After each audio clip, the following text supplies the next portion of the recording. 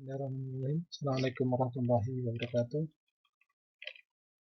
Kali ini kita akan sedikit mengulas kembali tentang bioteknologi, hanya sekilas saja beberapa hal. Yang pertama, apa saja keuntungan sistem bercocok tanam hidroponik. Bercocok tanam hidroponik ini yang merupakan salah satu teknik bercocok tanam yang menghemat lahan karena tidak memerlukan tanah. Kualitas tanaman bisa lebih bagus, kuantitas produksi tanaman juga lebih banyak, kondisi tanaman lebih bersih, mudah dalam mengatasi serangan hama dan penyakit. Kenapa demikian? Karena semuanya dalam kondisi terjaga, baik pemenuhan nutrisi, terus kemudian kondisi kebersihan selalu terjaga. Apakah suatu jenis antibiotik dapat membunuh berbagai jenis bakteri? Perlu kita pahami bahwa antibiotik itu ada dua macam, yaitu antibiotik yang memiliki spektrum luas dan yang memiliki spektrum sempit. Jenis yang spektrumnya luas, maka memungkinkan untuk membunuh berbagai jenis bakteri. Sedangkan dengan spektrum yang sempit, hanya bisa membunuh satu jenis bakteri saja. Namun sebagian besar antibiotik yang banyak digunakan ini adalah memiliki spektrum yang luas. Jadi dalam penggunaannya memungkinkan antibiotik ini diterapkan untuk berbagai macam penyakit, untuk berbagai macam serangan bakteri. Apa yang dimaksud dengan totipotensi pada tumbuhan? Totipotensi ini didapatkan pada berbagai jenis tumbuhan. Dalam biologi sel menunjukkan bahwa adanya kemampuan suatu sel untuk dapat memperbanyak diri dalam keseluruhannya atau total yang kemungkinan perkembangan yang dimungkinkan. Jadi di sini totipotensi ini bisa terdapat pada berbagai macam sel yang ada. Baik sel pada bagian batang, pada bagian akar, bahkan pada biji sekalipun yang sudah terpisah dari induknya. Bagaimana ada satu jenis tempe yang dapat mengandung racun? Nah, di negara kita banyak sekali dikenal adanya berbagai jenis tempe dan juga berbagai jenis bahan yang bisa digunakan. Ada satu jenis tempe yang cukup berbahaya, yaitu tempe bongkrek, merupakan salah satu jenis tempe dari Jawa Tengah atau lebih tepatnya daerah Banyumas yang dibuat dari kacang kedelai dan ampas kelapa. Tempe ini seringkali menyebabkan keracunan karena terkontaminasi oleh bakteri Burkholderia golderi yang menghasilkan racun berupa asam bongkrek dan toxoflavin serta memusnahkan jamur Rhizopus karena efek antibiotik dari asam bongkrek. Padahal Rhizopus inilah yang kita butuhkan untuk membentuk jalinan-jalinan tempe. Kalau terkontaminasi oleh Burkholderia ini, maka otomatis Rhizopus akan terdesak, lama-kelamaan mati, maka yang muncul adalah sifat racun. Jadi kalau di antara kita tidak pernah mengenal apa itu tempe bongkrek, ya wajar, karena ini merupakan jenis tempe yang dilarang dibuat. Kenapa dilarang? Ya karena beracun itu. Apa keuntungan reproduksi tanaman dengan cara kultur jaringan? Nah, kultur jaringan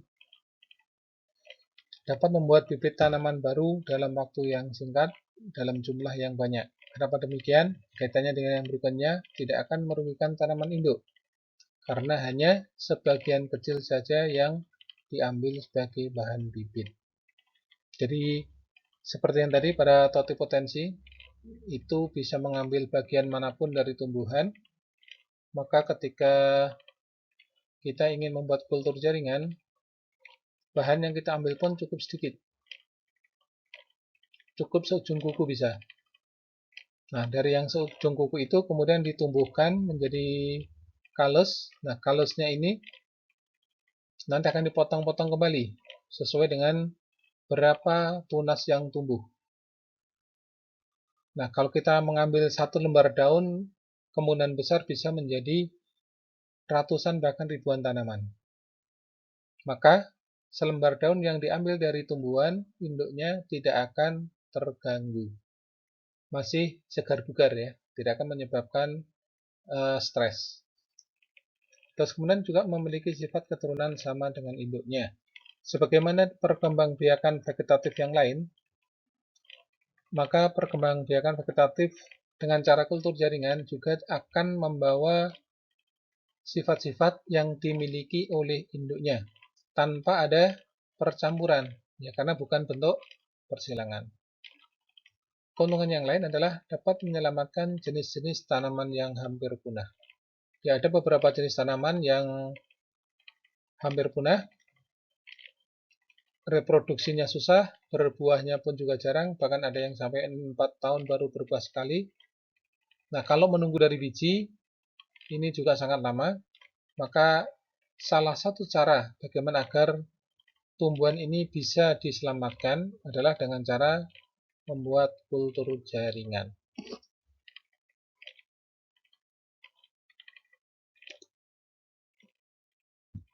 Apa yang dimaksud dengan tanaman transgenik? Dan contohnya bagaimana? Secara sederhana, tanaman transgenik dibuat dengan cara mengambil gen-gen tertentu yang baik tentunya ya pada makhluk hidup lain untuk disisipkan pada tanaman. Penyisipan gen ini melalui suatu vektor. Vektor itu perantara yang biasanya menggunakan bakteri Agrobacterium tumefaciens untuk tanaman dikotil atau partikel gen untuk tanaman monokotil. Lalu diinokulasikan pada tanaman target untuk menghasilkan tanaman yang dikehendaki. Tujuan dari pengembangan tanaman transgenik ini antaranya menghambat pelunakan buah, misalnya pada tomat, tahan terhadap serangan insektisida, herbisida, virus, dan juga meningkatkan nilai gizi tanaman pada berbagai jenis buah-buahan ya. Nah, kemudian meningkatkan kemampuan tanaman untuk hidup pada tahan yang ekstrim seperti lahan kering, lahan keasaman tinggi, dan lahan dengan kadar garam yang tinggi. Contohnya pada kapas.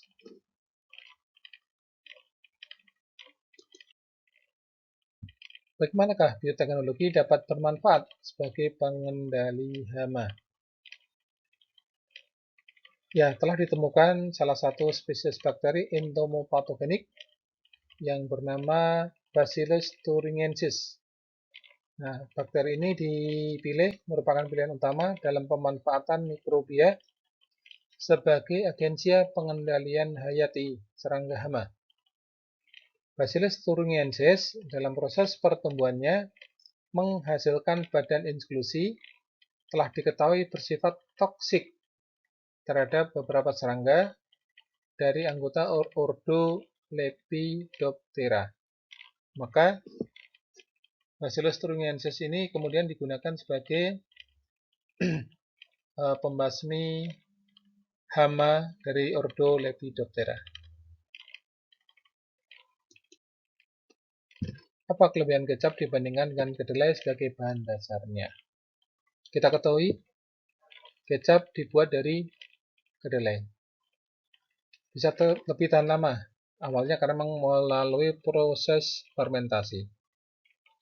Selain itu, penggunaan bahan tambahan mampu memperpanjang usia olahan kedelai dibanding usia bahan bakunya. Kandungan proteinnya juga lebih mudah dicerna dibandingkan kedelai, sehingga nilai gizinya pun lebih tinggi.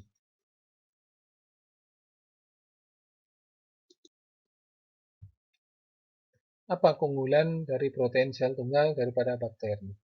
Ya. Kelebihan sel tunggal dibandingkan bakteri adalah penerimaan produksi protein sel tunggal ini lebih baik. Kandungan asam nukleat lebih rendah dan ukuran sel ganggang lebih besar sehingga lebih mudah dipanen. Ini bila dibandingkan dengan bakteri. Bila dibandingkan dengan protein pada umumnya, maka kandungan proteinnya ini jauh lebih tinggi pada protein sel tunggal dibandingkan dari protein jenis yang lainnya. Nah, demikian sekilas pembahasan kita tentang tanya jawab bioteknologi yang mungkin tidak bisa mewakili sepenuhnya. Semoga ada manfaatnya. Saya akhiri, Assalamualaikum warahmatullahi wabarakatuh.